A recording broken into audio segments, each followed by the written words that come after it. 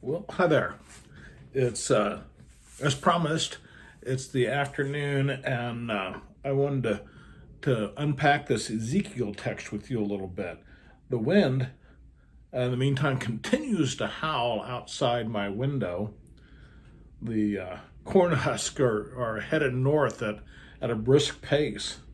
I suppose at some point you may be able to even hear the wind in the background. It is howling. Well,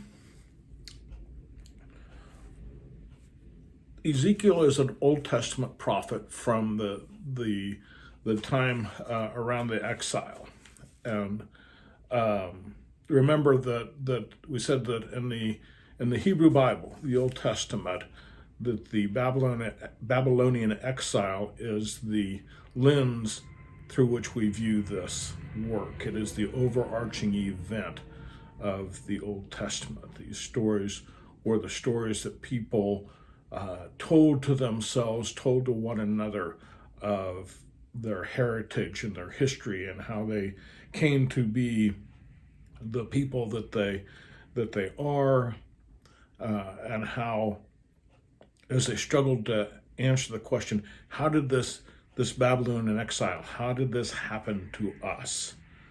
How did we end up here? And so they tell these questions. And so, as you heard in the reading this morning, that this is a strong rebuke to the religious authority. And Ezekiel, interestingly enough, as a prophet, is he's not your typical prophet. Most of these guys were from out in the boonies someplace, that God had called them as they were out.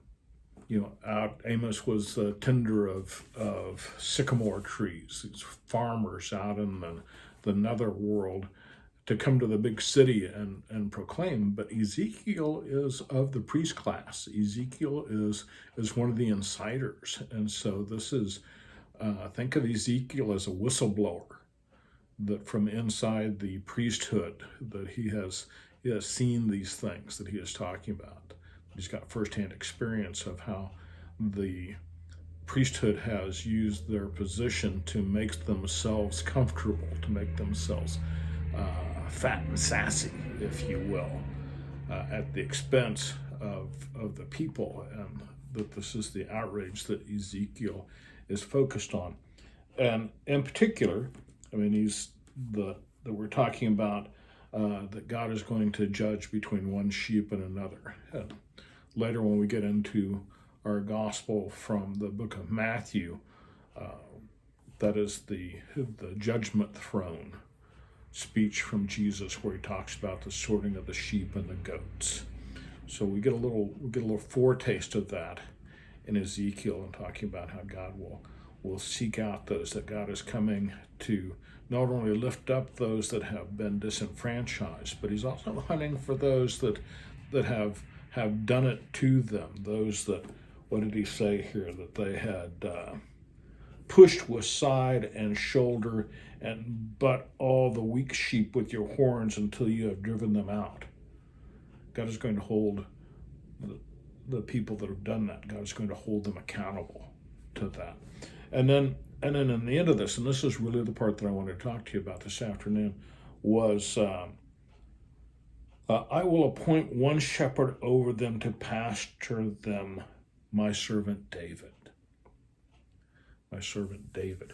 And so this is it's interesting, of course, because that King David, my servant David, that this refers to, was of course much earlier in the biblical story. That David was the second king of Israel that united the 12 tribes into a solidified nation. He was the nation builder, David was.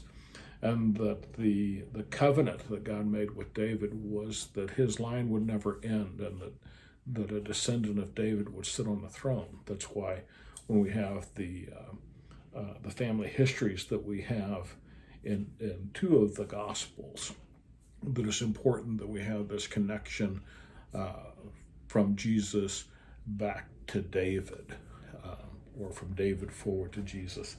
depending on which one of the gospel stories that you're reading that in. Because for the people hearing the story, the people in exile, remember that thinking back to the Davidic kingdom, this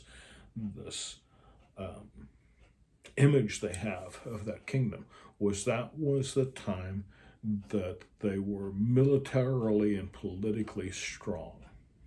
Now, of course, later when Jesus talks about the kingdom of God, that's not of this world. That's where some of the confusion around his ministry comes in for the people that were hearing that, is that when Jesus talks about the kingdom of God, he's not talking about the physical kingdom they're thinking of, but he's also not talking about the life after death that he says over and over in his gospel message. The kingdom of God is at hand, that we can live in the kingdom of God if we will just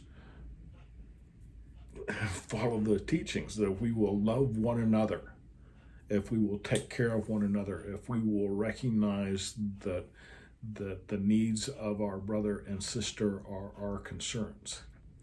And so that kingdom, that idealized perfect kingdom, as they remember David's kingdom, is what through Ezekiel, the promise that we see promised again and made possible through the ministry of Jesus. So that's what I wanted to say about Ezekiel this afternoon, was in particular about what we mean by my servant David. All right, talk to you later. Bye.